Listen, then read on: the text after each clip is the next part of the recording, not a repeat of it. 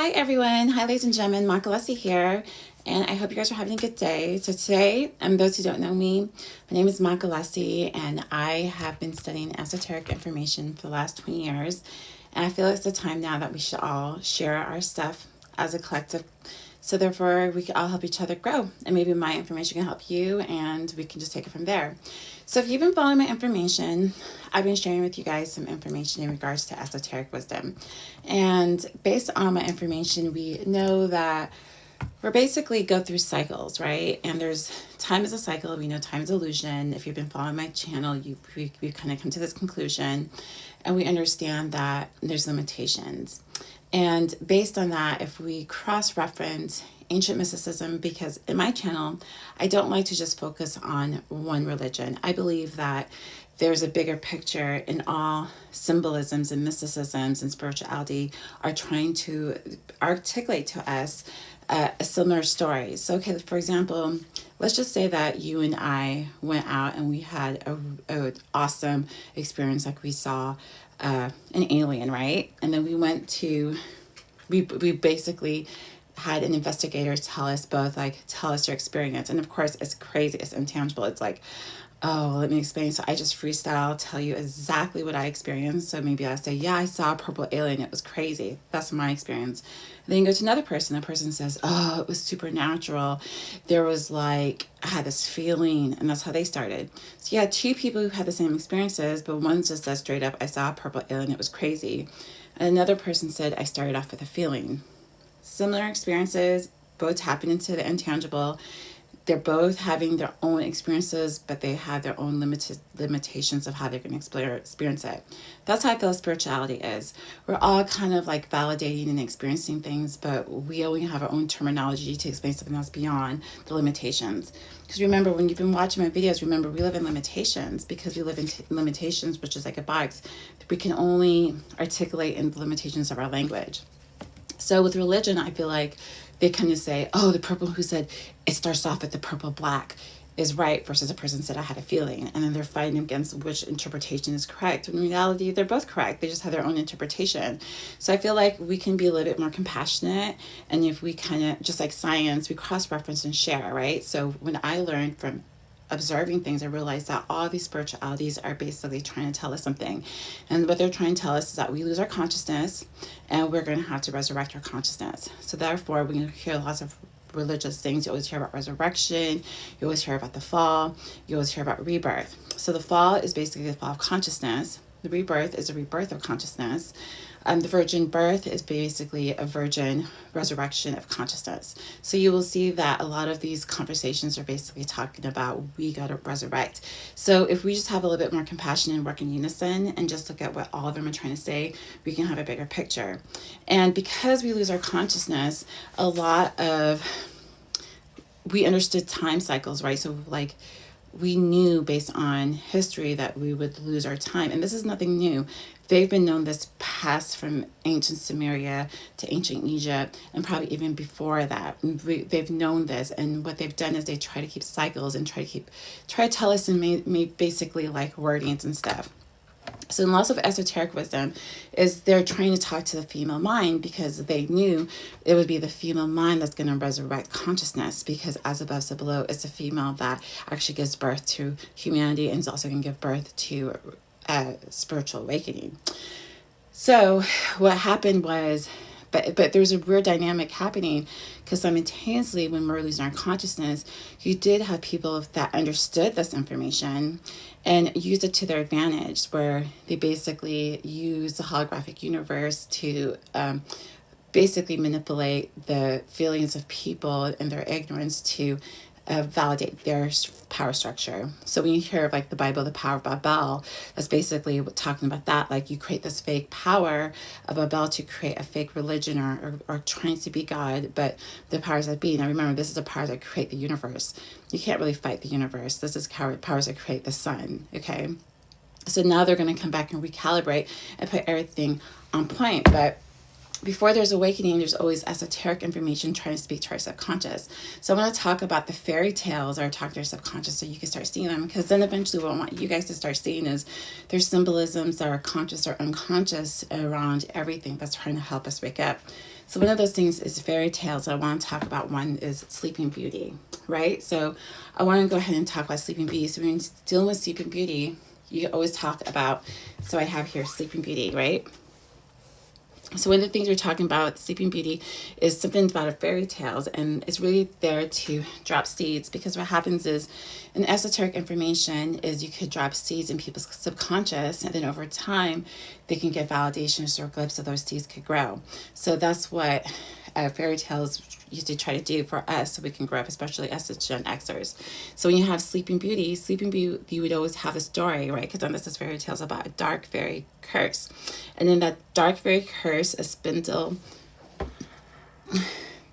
had made her fall asleep.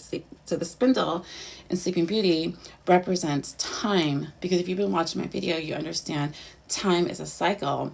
Now, we have been manipulated to believe time is linear, and by thinking that time is linear, that accidentally kept us in a time loop. And why that kept us in a time loop, and that's why you have some ancient spirituality, particularly with the Eastern, talk about reincarnation.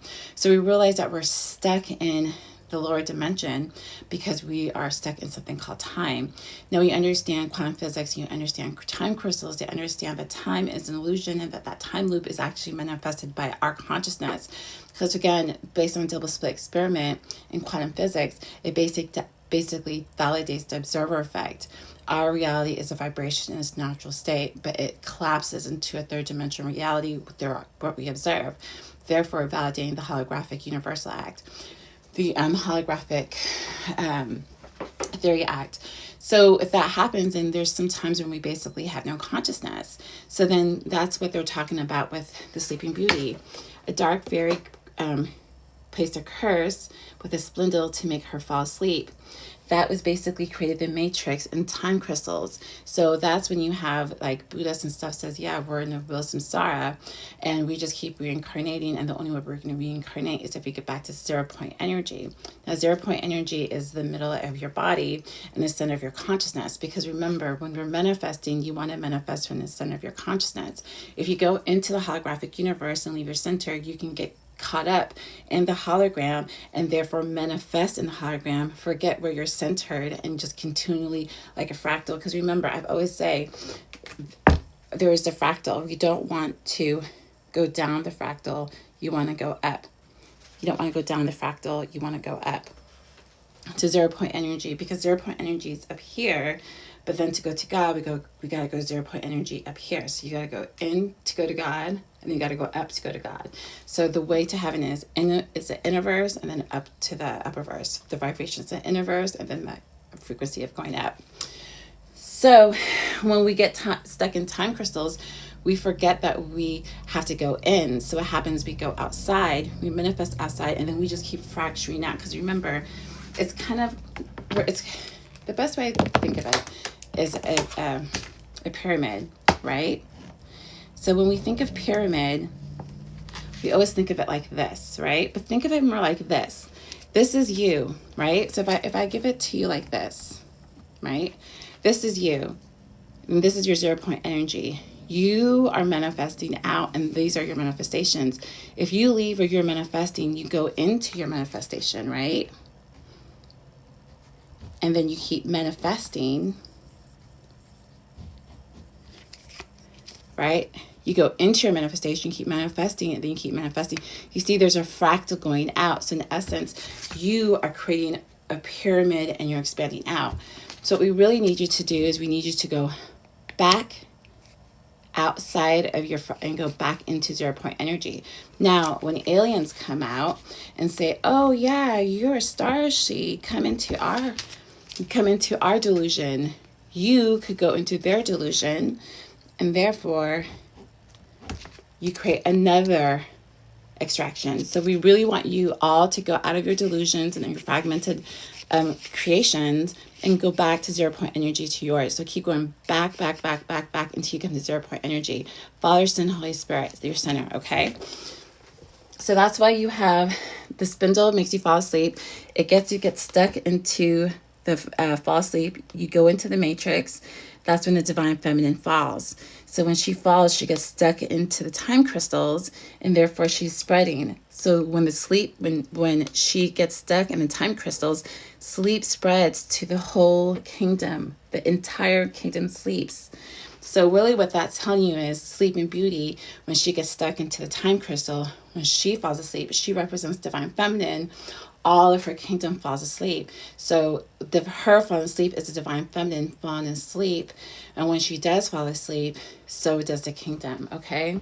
So there's thorns around her that's talking about she cannot leave, because once you're stuck in a cycle, you cannot cycle until it comes back. So therefore the return of Messiah is very special, because it doesn't happen too often. It happens only at a specific time in a specific cycle, and you have that small window to shift into a different dimension, because it's like a cheat code where one person was able to trick to break the matrix, and that's your time to get into the cycle. So that's why the Messiah is always a special. So there's always 100-year cycle, basically telling you you have to pay attention to when the Messiah comes. Okay, so she falls asleep. The divine feminine falls asleep. She gets stuck into the cycle that puts all of humanity back into sleep. She has to wait for her prince to come and awaken her. Her prince is her divine masculine, right? So when the upper world and the lower world becomes balanced, the prince, divine masculine, brings clarity, truth, and divine will. From there, the divine prince then will unite the mind, heart, and soul, and therefore she can wake up. When she wakes up, so does her kingdom. So they're saying the divine feminine and masculine needs to wake up. Divine feminine can wake up she has intuition. She basically gets waking up by stories like this. She gets symbolism. She starts to have a little stirring. But when she makes contact with her divine masculine, the divine masculine is the one that can then bring clarity to her intuition. Because remember, divine feminine is just, I get these feelings, I have these nudges, I have this intuition, and follows intuition. But then once you follow intuition, then the divine masculine can come and bring logic and order to what you're feeling. So when you have a yin and yang balance between divine and masculine, then you can wake up with full consciousness. But the feminine first wakes up, but she wakes up through intuition. So when Sleeping Beauty wakes up, so does her kingdom. Same thing with Snow White. Remember, Snow White is the soul. She's Snow White because her soul is pure. She goes into the forest, which is the unconscious, and she goes into forest, and she meets the 7 dwarfs. The 7 dwarfs represents her falling asleep and her 7 chakras falling asleep.